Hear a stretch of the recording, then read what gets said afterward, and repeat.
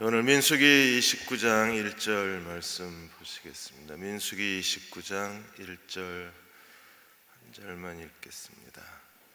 같이 읽겠습니다. 일곱째 달에 이르러는 그 달 초하루에 성회로 모이고 아무 노동도 하지 말라. 이는 너희가 나팔을 불 날이니라. 아멘. 오늘 29장은 7월의 절기라는 제목으로 말씀을 같이 나누려고 합니다. 이번 주는 참 힘든 주간이었습니다. 왜냐하면 세월호 4.16 세월호가 있고 4.19 혁명 기념일이 있고요. 또 내일은 주기철 목사님이 순교당하신 날이기도 합니다. 주기철 목사님하고 손양원 목사님은 한국 개신교의 대표적 순교자이시고 또 정신적 스승이기도 하셨는데 두 분이 지금 현충원에 계세요. 현충원에 애국지사 묘역에 묘지가 있습니다. 주기철 목사님 내일이 이제 순교하신 날인데, 그래서 손자 주승중 목사님, 지금 인천 주한장로교회 위임 목사이신데 주승중 목사님하고 이제 신문 기자가 인터뷰를 했습니다. 주기철 목사님의 삶의 철학, 신앙적 철학이 무엇인가를 소개해 달라고 했을 때, 여러분 영화에서 보신 것처럼 일사가고, 그게 주기철 목사님의 신앙관이었습니다. 하나님과 조국과 그리고 교회를 위해서 자기는 죽음을 각오했다. 그래서 일사각오의 정신을 가지고 일제의 신사참배를 반대하시면서 끝까지 저항하시다가 이제 10년형을 받으셨어요. 근데 일본 경찰이 얼마나 심리전에 능하냐 하면 10년 감옥에 있는 동안에 집에 5번을 보냅니다. 집에는 나이 드신 할머니가 계시고 아내가 있고 4아들이 있잖아요. 집에 가면 이게 마음이 흔들리는 거예요. 그런데도 주기철 목사님이 어머니한테 항상 이렇게 기도를 요청했습니다. 내가 계속 오랜 고문으로 인해서 하나님을 배반하지 않게 기도해 달라고, 그리고 집에 올 때마다 마음이 흔들리지 않게 기도해 달라고. 5번 집에 보내줬는데도 불구하고 끝까지 신사참배를 거절하고 이제 옥중 순교하시게 됩니다. 우리가 하나님을 섬기는 데 있어서 이렇게 시련과 어려움이 있고 고통이 있음에도 불구하고 끝까지 하나님께 충성하고 하나님께 헌신하는 사람들이 있어요. 이런 사람들을 우리가 절기의 사람이라고 부릅니다. 하나님이 이스라엘 백성에게 주신 절기의 신앙, 절기의 영성이 그대로 살아있는 사람들이에요. 주기철 목사님은 6월절이 살아있었습니다. 하나님이 어떻게 우리를 구원하셨는지 구원의 확신과 기쁨이 넘쳤어요. 오순절이 살아있었습니다. 그분은 언제나 감옥에서도 고난 가운데서도 성령 충만하시고 기도가 멈추지 않으셨던 분이셨어요. 그리고 7월의 절기가 그분의 신앙과 삶 속에 그대로 남아 있었습니다. 주기철 목사님이 순교하시고 나서 아내 사모님하고 4아들이 정말 어려운 시간을 보내고 나중에는 다 흩어져요. 그러다가 손양원 목사님 보육원에 갈 데가 없어서, 먹고 살 수가 없어서 보육원에도 있고 그랬습니다. 그런 어려운 시기를 겪으면서도 하나님을 향한 충성됨을 잃어버리지 않았었어요. 오늘 우리도 절기의 사람으로 하나님을 섬겨야 합니다. 그럴 때 하나님께서는 그 절기의 사람이 가장 온전한 신앙을 가진 거예요. 6월절, 가장 대표적인 3가지 절기가 6월절, 오순절, 그리고 장막절이잖아요. 오늘 29장에서는 7월의 절기 3가지를 설명하고 있습니다. 7월 1일에 나팔절이 있고, 7월 10일에 대속죄일이 있고, 그 다음에 7월 15일부터 일주일 동안 초막절을 지켜요. 장막절. 그래서 7월의 절기가 우리에게 살아있어야 합니다. 저도 7월의 남자입니다. 하나님이 저를 7월에 쓰러뜨리셔가지고, 그래서 화상도 7월에 일어났고요. 나중에 보니까 화상 당하고 병원에 입원한 게 딱 40일 입원했었어요. 그리고 이제 아버지 사업이 망하는 바람에 더 병원에 못 있고 이제 치료가 끝나지 않았는데 퇴원을 해야 됐고요. 그 다음에 장티푸스 증상인데 보건소에 와가지고 또 장티푸스는 아니라고 그랬는데 어쨌든 40일 동안 그냥 화장실 옆에 붙어 살았어요. 그래서 완전히 뼈에 가죽만 남았었습니다. 걷지를 못할 정도로. 그게 7월에 일어난 일이에요. 그리고 또 살아났어요, 기어이. 그리고 그 다음에 7월에 병원 진단에서는 이제 원인 불명인데 뭐 영양실조 같다 그랬는데 그냥 그대로 통나무 쓰러지듯이 쓰러졌는데 또 살아났어요. 그리고 제가 하나님 이제 순종하겠습니다. 그리고 하나님의 부르심에 순종을 했습니다. 생긴 거 보세요. 얼마나 완고하게 생겼나. 그러니까 7월에 하나님이 3번 주먹으로 치셔서 겨우 이제 하나님의 부르심을 깨닫고 순종을 한 게 그게 제가 붙인 제목이 아니라 어느 그 잡지에서 제 인터뷰하면서 붙인 그 제목이 7월의 남자인가 그랬었어요. 7월의 절기 3가지가 있습니다. 첫째로 29장 1절에서 6절까지 신년 나팔절이 있습니다. 그래서 29장 1절에 7째 달에 이르러 그달 초하루에 성회로 모여라. 이 날은 어떤 날이에요? 나팔을 불어서 7월이 특별한 달이라는 것을 알린 절기가 나팔절입니다. 그래서 구약신학자 카이저는 말하기를 7월 첫째 날 나팔을 불므로써 이스라엘 백성들의 마음을 준비시켰다고 했어요. 왜? 그 다음에 10일 날 대속죄일이고 15일 날 초막절이기 때문에 그래서 사람들의 마음을 준비시키기 위해서 제사장들이 나팔을 불었습니다. 예배 드릴 때마다 이 나팔 소리를 듣는 분은 정말 행복한 분이십니다. 그래서 우리가 예배를 드릴 때마다 찬양을 통해서 또 기도하고 또 하나님 말씀을 같이 나누면서 우리가 하늘의 나팔 소리를 듣는다면 우리는 다시 하나님 앞에 자신을 반성하고 회개하고 하나님께 더 가까이 나아갈 수 있잖아요. 그래서 예배 때마다 이 나팔을 듣는 사람이 항상 깨어 정신 차리고 근신해서 주님을 따라갈 수 있어요. 나팔절에도 제물을 드렸습니다. 똑같이 다른 28장의 절기하고 똑같은 제물을 드렸어요. 2절에 보시면 숫송아지 1마리, 순양 1마리, 그 다음에 흠없는 순양 7마리를 번제로 드리고 짐승의 제물에는 반드시 뭐가 따랐어요? 곡식의 제물 소제하고 그 다음에 부어드리는 제사 포도주를 반드시 정한 양 하나님이 정해 놓으신 대로 그대로 드렸습니다. 그리고 반드시 모든 절기에는 속죄제를 드렸어요.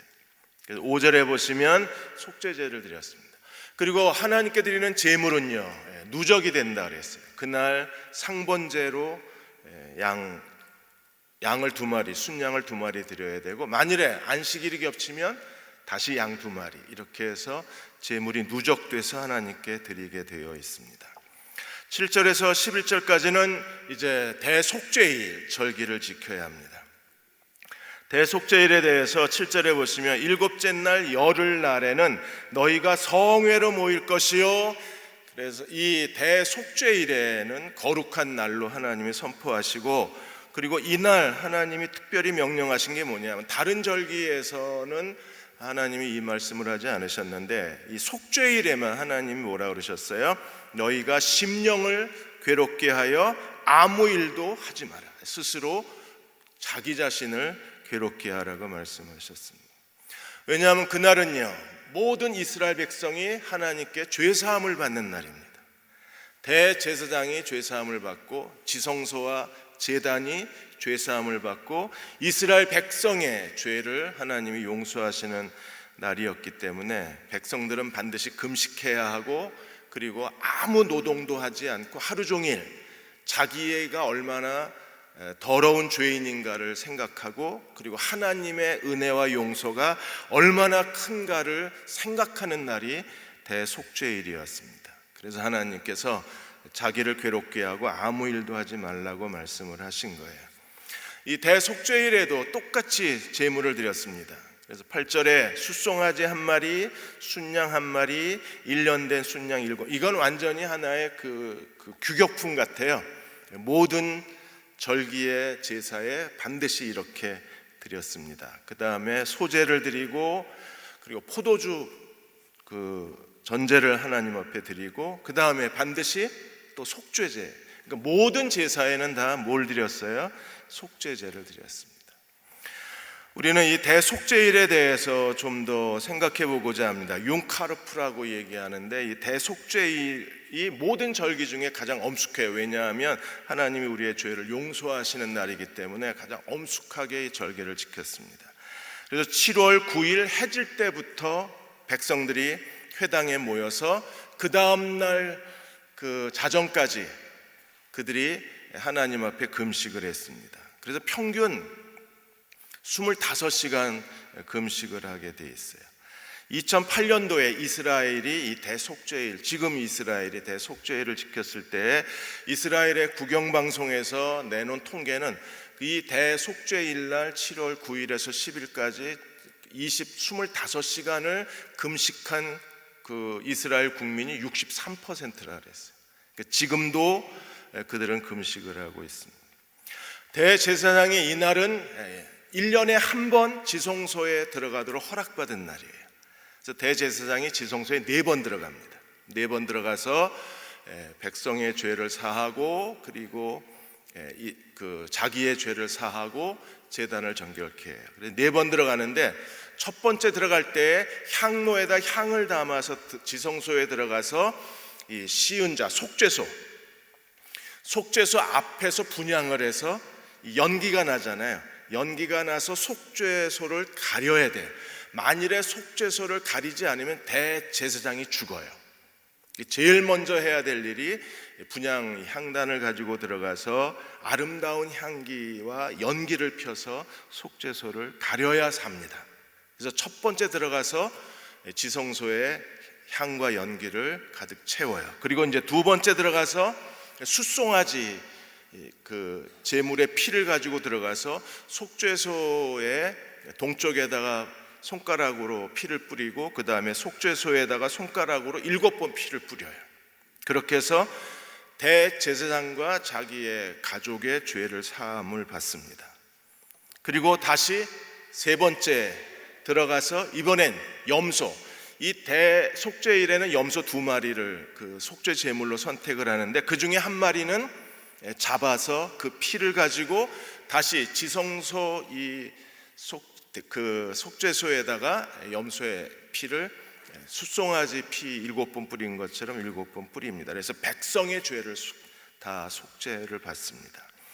그리고 나와서 그 하나님 앞에 제물을 드리는 제물단, 이 하나님 앞에 제물을 드리는 이 제단도 인간의 죄와 인간의 부정으로 더러워지기 때문에, 그래서 지성소를 정결케 하고, 그리고 번제단도 정결케 해야 돼요. 그래서 숫송아지의 피를 이 제단의 4개의 뿔이 있잖아요. 뿔에다가 숫송아지 피를 바르고 염소의 피를 바르고 그리고 피를 뿌렸습니다. 이렇게 해서 제단을 성결케 했어요. 이렇게 제단을 성결케 한 다음에 염소 한 마리 남았잖아요. 이 한 마리 남은 염소를 우리가 뭐라 그럽니까? 아사셀이라고 그러잖아요. 이 아사셀 염소의 머리에다가 손을 얹고 백성의 모든 죄를 이 염소에다가 위임을 합니다. 그리고 제사장 중에 한 사람이 이 아사셀을 광야로 데리고 나가서 멀리 광야에다 보내버려요. 사라져버립니다. 광야에서 헤매다가 염소가 없어지는 거예요. 그게 백성의 죄가 멀리 백성에게서 옮겨졌다는 하나의 상징이 되는 겁니다. 이렇게 해서 대속죄가 끝납니다. 그리고 나서 마지막 4번째 지성소에 들어가서 지금 뭐가 있어요? 연기와 향기가 피어나는 그 향로가 있잖아요. 그래서 그 향로를 옷을 갈아입고, 세마포 옷을 갈아입고 일반 대제사장 옷을 입고 가서 향로를 꺼내 가지고 나오면 대속죄일이 끝나는 거예요. 그래서 매년 대속죄일 7월 10일 날 대제사장이 이렇게 까다로운 속죄의 예식을 통해서 하나님의 지성소를 정결케 하고 제단을 정결케 하고 자신의 죄와 제사장들의 죄를 정결케 하고 백성들의 죄를 정결케 한 거예요. 근데 이제는요, 더 이상 이렇게 속죄를 지킬 필요가 없습니다. 왜요? 예수님이 대제사장이 되시고 그분이 화목제물이 되셔서 십자가에서 단번에 영원한 속죄를 이루심으로 이제는 누구든지 그리스도를 믿는 자들은 그리스도의 보혈로 말미암아 그 피로 인하여 우리의 모든 옛죄를 다 깨끗게 하시고 오늘도 우리가 자백하면 하나님 미쁘시고 의로우셔서 모든 불의에서 우리를 정결케 하시고 우리의 죄를 사하시는 분이십니다. 그리스도가 속죄일이 되신 거예요. 우리가 그리스도를 믿고 모든 죄가 용서받았다는 게 얼마나 감사한지 모릅니다. 그러므로 그리스도의 용서를 체험한 사람들은요, 언제나 사람들에게 친절하고 겸손할 수밖에 없습니다. 허드슨 테일러 이야기를 계속 드리고 있는데, 왜냐하면 제가 요즘 그분 책을 계속 읽고 있어서요. 그래서 이분이 중국의 옷을 입고 중국인처럼 사시면서 무려 중국에서 51년 동안 중국 선교하셨잖아요. 근데 어느 날 전도할 때 그 강을 따라서 전도를 하면 배를 하나 빌려요.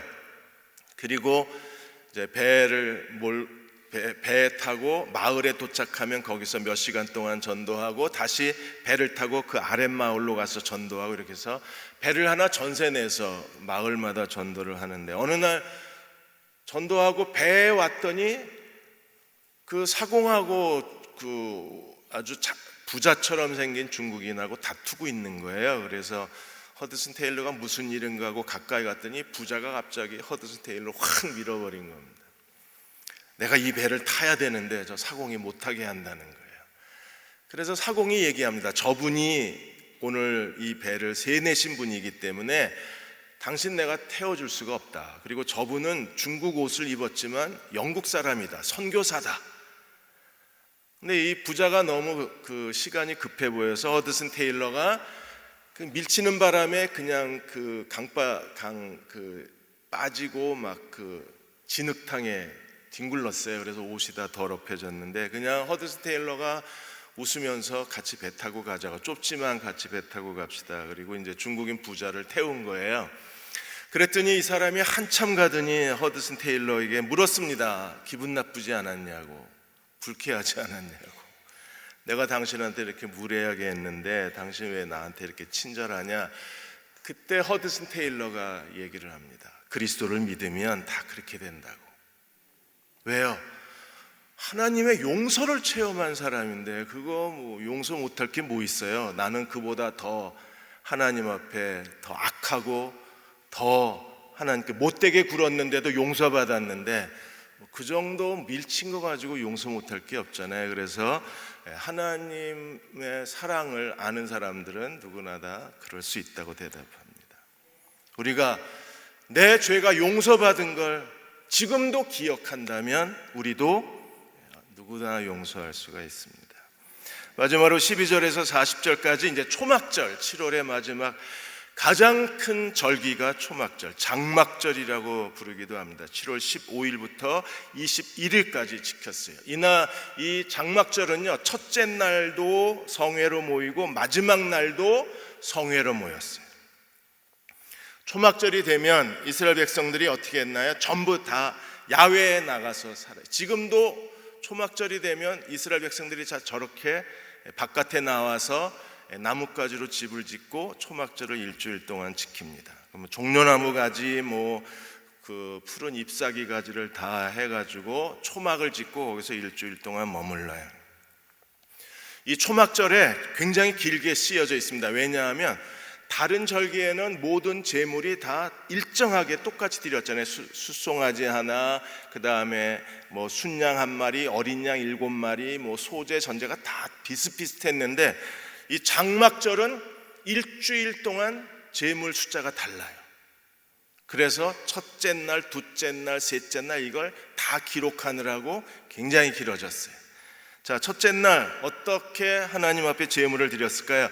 이건 몰라도 사시는데 별 장애가 없지만 알면 더 은혜롭습니다.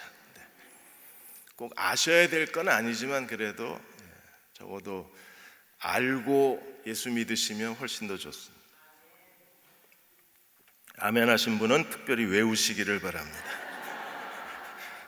암송의 기회를 드리겠습니다. 자, 12절, 일곱째 달 15날에는 너희가 성회로 모일 것이요 아무 일도 하지 말 것이요 장막절 며칠 동안 지켜요 일주일 동안 여호와 앞에 절기를 지켜라. 그래서 첫째 날 드리는 겁니다. 첫째 날 13절, 너희가 번제로 여호와께 향기로운 화제를 드리되 숫송아지 몇 마리? 13마리. 다른 절기에서는 한 마리였는데 13마리에다가 순양 2마리, 1년 된 순양 14마리 그렇게 드리고 소제와 번제를 드리고 반드시 16절에 속죄제, 매일 속죄 제물을 순념서를 드렸어요. 그러니까 하나님 앞에 성숙한 그리스도의 제자들은요 항상 속죄의 마음으로 살아야 돼요. 참회의 마음으로 살아야만 합니다. 그래서 모든 그 제사 절기마다 속죄제를 꼭 드리게 돼 있어요. 둘째 날은 몇 마리를 드렸을까요? 17절에 둘째 날에는 숫송아지 12마리, 첫째 날에는요 송아지가 13마리, 죄송해요. 13마리. 그 다음에 17절에는 12마리, 순양 2마리, 순양 14마리. 그 다음에 19절에 속죄제 염소 1마리. 그 다음에 20절 셋째 날에는 숫송아지 11마리, 13, 12, 11 하나씩 줄어요. 그리고 순양 2마리, 흠없는 어린 1년 된 순양 14마리. 그리고 22절에 속죄제를 꼭 드리게 되어 있습니다. 23절에 넷째 날에는 숫송아지가 다시 뭘로 줄었어요? 10마리.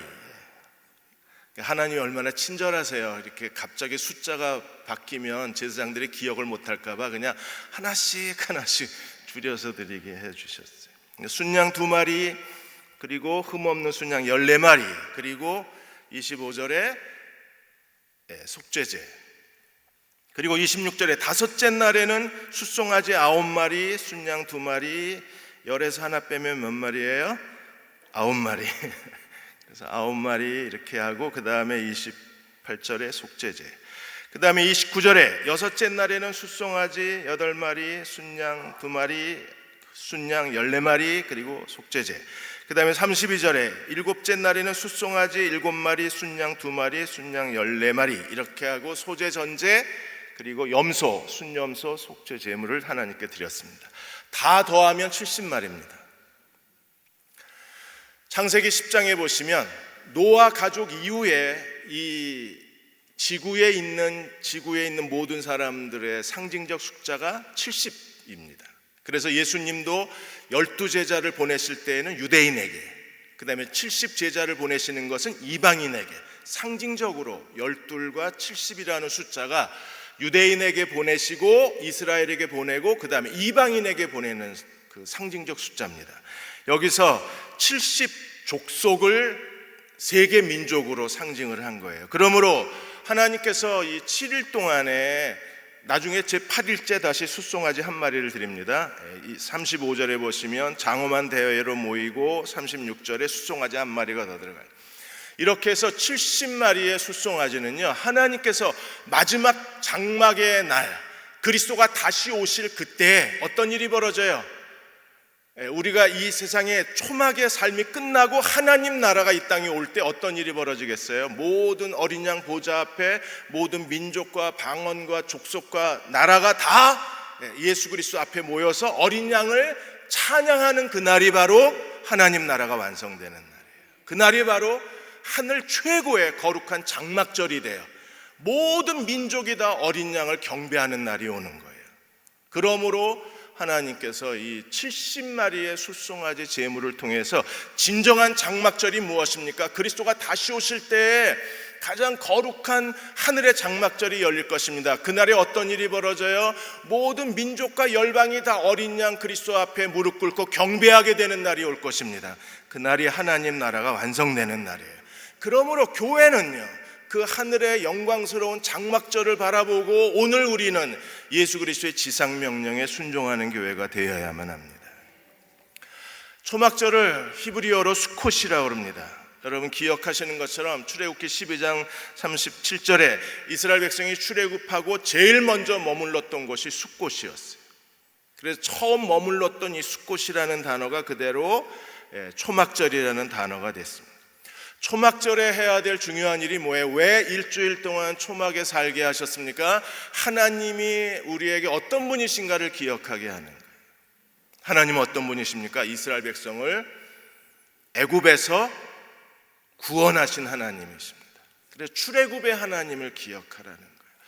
이스라엘 백성들이 위기 때마다, 그들이 하나님 앞에 타락할 때마다 하나님께서 그들의 어떤 민족의 전환점마다 하나님이 항상 선지자를 통해서 하신 말씀이 뭐예요? 나는 출애굽의 하나님이라는.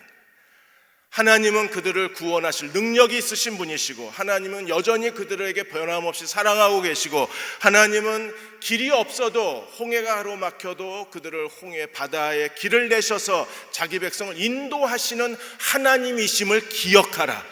그래서 하나님이 어떤 분이신가를 기억하는 게 초막절의 가장 중요한 정신이에요. 오늘 우리도 하나님이 어떤 분이신가를 기억해야 합니다. 신앙의 가장 큰 위기는 어디서 와요? 하나님의 은혜를 기억하지 못할 때 오는 거예요. 로마서 8장 32절에 바울이 이렇게 말했습니다. 자기 아들을 아끼지 아니하시고 우리 모든 사람을 위하여 내어주시니가. 아들을 아끼지 아니하시고 우리 모든 사람을 위하여 화목제물로 속죄제물로 내어주시니가. 어찌 그 아들과 함께 모든 것을 너희에게 은혜로 주시지 않겠느냐. 하나님이 우리를 사랑하셔서 예수 그리스도를 아낌없이 속죄제물로 화목제물로 내어주신 하나님의 사랑을 믿으십니까? 그러니까 그 사랑을 기억하고 살 수만 있다면요, 아무것도 염려하지 않으셔도 돼요. 그분의 사랑이 우리와 함께 하시고 예수 그리스도를 아끼지 않고 내어주신 하나님이 여전히 우리를 사랑하고 계신다면 그분은요, 예수 아들과 함께 가장 좋은 것을 우리에게 주시는 하나님이십니다. 그러니까 그 사랑을 기억하고 그 사랑 안에 거하고 그 사랑을 믿어야만 합니다. 미국에 리젤이라는 여자 목사님이 계신데, 이분이 목사가 되고 그리고 이제 성폭행 당하고 여러 가지 어려움을 당하고 있는 이제 여자들을 위해서 사역을 하고 계세요. 이분 자신이 성폭행을 당해서 그래서 원치 않는 임신을 하게 됐습니다. 그런데 신앙 때문에 주변에서 낙태하라고 권유를 했는데 낙태를 못하고 결국에 아이를 낳아요. 그리고 입양기관의 도움을 받아서 그 딸을 낳았는데 이 딸을 입양을 해요. 그리고 한동안 방황을 했습니다. 그리고 이제 자기가 무엇을 위해서 살아야 되나 고통스럽게 묻다가 다시 하나님을 의지하기 시작하고, 그리고 자기같이 어느 날 이런 억울한 불행을 당한 사람들을 내가 도와야 되겠다는 생각을 갖게 돼요. 그리고 상담을 하다가 이제 권유를 받고 신학을 하고 이제 목사 안수를 받았습니다. 26년, 그 시간이 26년이 걸렸는데 어느 날 아이를 입양하고 26년이 지났는데 자기 입양한 딸에게서 전화가 온 거예요. 그러니까 이 아이가, 미국은 기록이 다 남아 있거든요. 그래서 본인이 원하면 언제든지 자기를 낳은 부모를 찾을 수 있어요. 기록이 다 완벽하게 남아 있기 때문에. 그래서 양부모한테 들은 거예요. 왜 자기가 입양을 하게 됐는지, 친부모가 왜 너를 버렸는지 이제 그 얘기를 다 들은 거예요. 그리고 이제 리첼 목사한테 전화해서 제가 입양한 딸이라고 얘기를 하고, 좋은 부모님을 만나서 이제 대학도 졸업하고 멋진 남자를 만나서 이제 자기도 지금 임신을 하고 있다고 그 얘기를 합니다.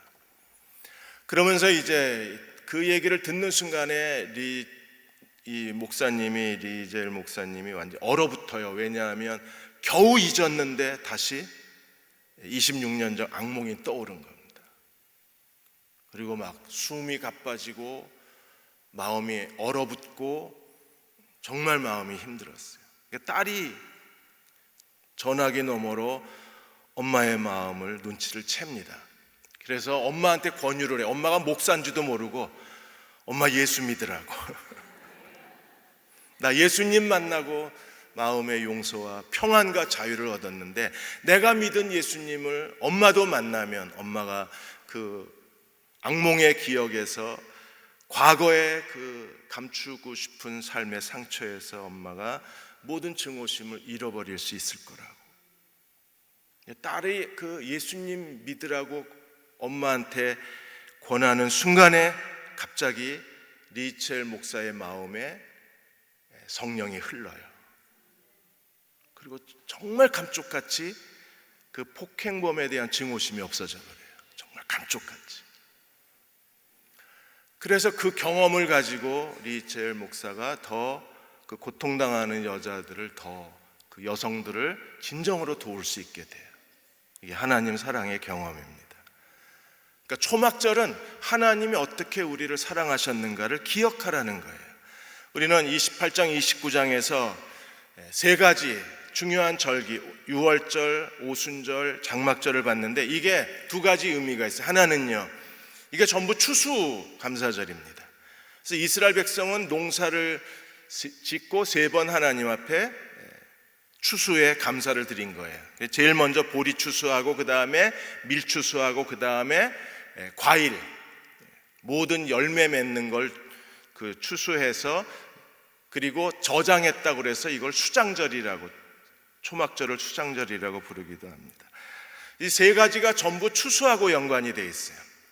그러므로 이 세 가지 절기가 농사와 관계가 있고 동시에 하나님의 구속사와 관계가 되어 있기 때문에 두 가지 의미를, 역사적 의미와 그 다음에 추수 감사의 의미를 동시에 지키는 게 가장 중요한 세 가지 절기예요. 이 세 가지 절기에서 우리가 세 가지를 배울 수 있는데, 그 첫째로 우리가 이 세 가지 절기를 지키면서 여기서 배워야 할 진정한 그리스도인의 거룩의 영성이 무엇입니까? 모든 일에 하나님이 오늘 내게 주신 것으로 인하여 감사라는 겁니다. 그게 보리 추수든 밀 추수든 그게 무화과 나무든 포도나무든 어떤 거든 하나님이 오늘 내게 주신 것으로 인하여 우리가 하나님 앞에 감사드리면 하나님은 우리에게, 하나님이 더 많은 걸 허락해 주시고 우리가 필요한 것들을 채워주시는 하나님이십니다. 그러므로 오늘 꽃꽂이 주제처럼 하나님의 뜻은 뭐예요? 범사에 감사하는 겁니다. 그게 절기의 사람들은 모든 일에 감사할 수 있는 사람들입니다. 두 번째로 이 세 가지 절기를 지킨 사람들은 어떤 사람들입니까? 그들이 광야에서 하나님이 어떻게 우리를 돌보아 주셨는가, 하나님의 보호 그리고 하나님의 인도하심, 하나님의 은혜를 체험한 사람들입니다. 그러므로 하나님이 오늘도 나와 함께 계셔서 나를 돌보아 주시고 나를 보호해 주실 것을 믿는 사람들이 절기를 지키는 사람들입니다. 신명기 8장 4절에 보시면 이스라엘이 광야 40년 동안에 어떤 경험을 했습니까? 정말 놀라운 경험을 했습니다. 지금도 하나님이 이렇게 하시면 얼마나 좋을까 싶습니다. 40년 동안에 그들이 의복이 헤어지지 않았대요. 그러니까 모든 이스라엘 백성이 옷 한 벌 가지고 40년을 버틴 겁니다. 여러분 상상해 보세요. 옷 한 벌 가지고 40년을 버틴다는. 어떤 연예인은요, 옷 갈아입는 게 싫어가지고 일주일에 옷 한 번만 갈아입는답니다. 워낙 짠돌이로 소문이 난 연예인인데 자연 환경을 아낀다고. 근데 그보다 더 짠돌이들이 이스라엘 백성들입니다. 40년 입었는데 옷이 헤어지질 않아요. 옷만 헤어지지 않았나요? 신발도 헤어지지가 않았어요. 하나님이 광야 생활에 적합한 은혜를 주신 거예요. 광야 생활에서 제일 중요한 게 뭐겠어요? 의식주 문제가 해결이 돼야 되잖아요. 그런데 먹는 건 매일 만나로 하나님이 새벽마다 주셨고, 그 다음에 이 의식주 문제에서 의복의 문제, 기본적인 삶의 모든 문제도 하나님이 다 은혜롭게 알아서 채워주신 거잖아요. 그 하나님을 기억하고 사는 게 절기의 사람이 되는 거예요. 출애굽기 19장 4절에 하나님은 이렇게 의복과 신발이 헤어지지 않게 하셨을 뿐 아니라 하나님은 어떻게 하셨어요? 내가 어떻게 독수리 날개로 너희를 업어 내게로 인도하였음을 너희가 보았느니라. 하나님이 마치 독수리가 새끼를 안고 날아가는 것처럼 하나님이 자기 백성을 안으시고 여기까지 인도하신 하나님이십니다. 오늘도 저희가 이걸 놓고 기도할 거예요. 우리가 정말 믿어야 할 것은 하나님이 오늘도 나를 안으시고 품에 안으시고 인도하신 하나님이심을 믿어야, 그래야 그 사람이 절기를 지키는 사람이 될 수 있어요. 마지막으로 세 번째, 이 세 가지 절기에서 우리에게 가르쳐 주는 게 무엇입니까? 특별히 장막절을 통해서 하나님이 우리에게 가르쳐 주시는 게 뭐예요? 이 세상은요 그냥 일시적인 겁니다. 우리가 영원히 가야 할 하나님의 도성은 여기가 아니라 하나님 나라입니다. 그래서 초막과 하나님의 도성을 비교하고 있는 거예요. 여러분, 이 초막에서 얼마나 살겠습니까? 저 얼기설기 만들어 놓은 초막을 가지고 일주일 살면 아마 다 시들어버릴 거예요. 저기서 아마 1년 이상 살기가 어려울 겁니다. 이 세상은 우리가 살 곳이 아니라는 걸 가르쳐 주는 거예요. 우리가 궁극적으로 바라보아야 할 하나님 나라는 어디에 있어요? 하나님이 우리를 위해서 예배해 놓으신 하늘의 장막에 있는 겁니다. 그래서 고린도후서 5장 1절에 만일 땅에 있는 우리의 장막집이 무너지면 하나님이 지으신 집, 하나님이 집을 지으셨잖아요. 예수님이 요한복음 14장에서 뭐라 그러셨습니까? 내가 너희를 위해서 집 지러 가겠다. 그리고 집이 다 완성됐다 그러셨어요. 그리고 나 있는 곳에 너희도 초청장을 우리에게 보내주시겠다 그러셨습니다. 하나님이 지으신 집, 손으로 지은 것이 아니라 하늘에 있는 영원한 집이 우리에게 있는 줄을 확신하노라. 이제 저도 나이가 들으니까 제 주변에 아주 가까이 지냈던 분들이 이제 하나님의 부르심을 받습니다. 협성신학교 교수님 한 분도 형제처럼 잘 지냈었는데, 오랫동안 만나지는 못했지만 잘 지냈었는데 갑자기 이제 연락이 왔어요. 그리고 이제 암이 다 퍼져서 불가능하다는 이야기를 듣고, 그 이야기를 듣고 얼마 안 있어서 이제 부르심을 받았습니다. 제가 그 장례식에 갔다 와야 했었습니다. 그리고 어제도 어느 한 분이 갑작스럽게 대장암을 치료하고 있었는데 간 쪽에 암덩어리가 18cm가 발견이 된 거예요. 근데 병원에서 모르고 있었어요. 그리고 의사가 깜짝 놀랐습니다. 이렇게 빠른 속도로 암이 전이가 됐고 암덩어리가 커진 예를 자기가 지금까지 의사 생활하면서 한 번도 본 적이 없대요. 너무나 고통스러워하니까 하나님 품 안에서 안식하게 해달라고 기도하고, 같이 기도하고 몇 시간 되지 않아서 이제 하나님이 부르시고 안식을 하게 됐습니다. 그러니까 그런 모습을 보면 우리가 내 거라고 움켜쥐고 있는 게 사실은 우리 게 아닌 거잖아요. 우리도 초막절 영성을 가지고 살아야만 되는 거예요. 지금 국민일보에서 최일도 목사님 이야기가 계속 간증으로 올라오고 있는데, 이 어머님이, 최일도 목사님 어머님이 아주 기도의 용사고 전도를 굉장히 잘하시는, 그래서 교회의 전도사님이세요. 그래서 최일도 목사님이 그 태중에 임신했을 때 이 어머니가 주의 종으로 바친다고 배를 붙잡고 기도하신 분이십니다. 그래서 이 뱃속에서부터 하나님께 바쳐진 사람이 바퍼 최일도 목사님이세요. 지금 뭐 신앙적으로 좀 문제가 있어서 여기저기 지금 기사가 뜨고 있긴 한데, 그래도 그분의 삶은 정말 선하고 아름답습니다.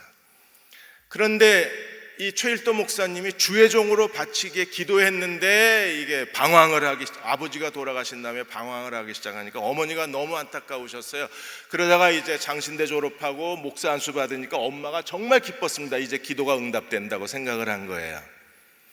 근데 어느 날 이 아들이 목회할 줄 알았더니 청량리에 가서 노숙자하고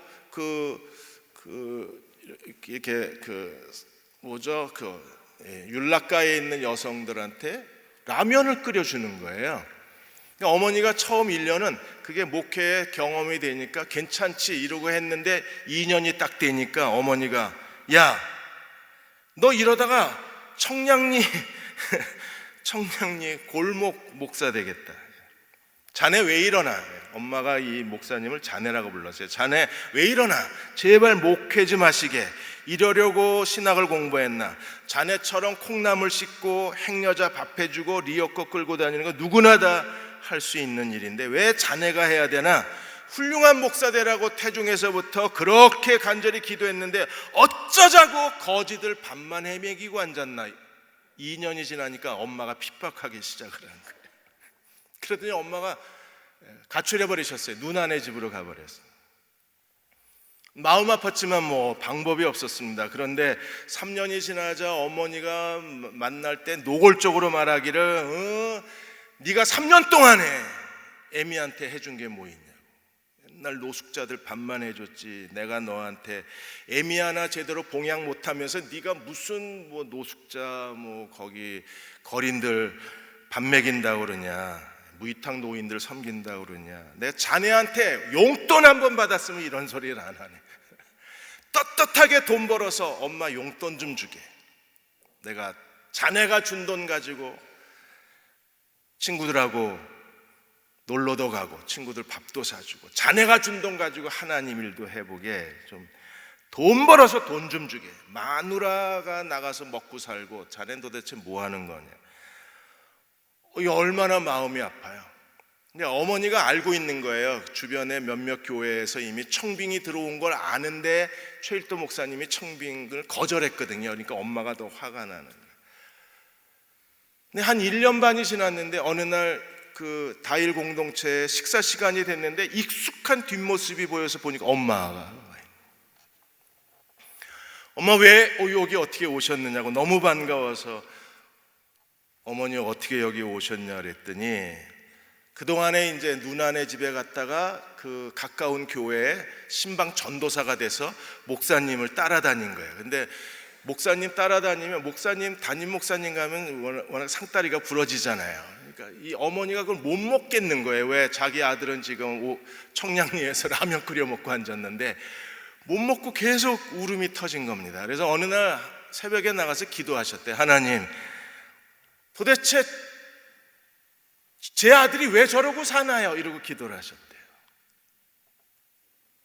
저게 정말 하나님이 하시는 일인가요? 그때 기도했는데 하나님께서 이 어머니한테 뭐라 그랬냐면 내 아들이 하는 일이 내가 기뻐하는 일이다.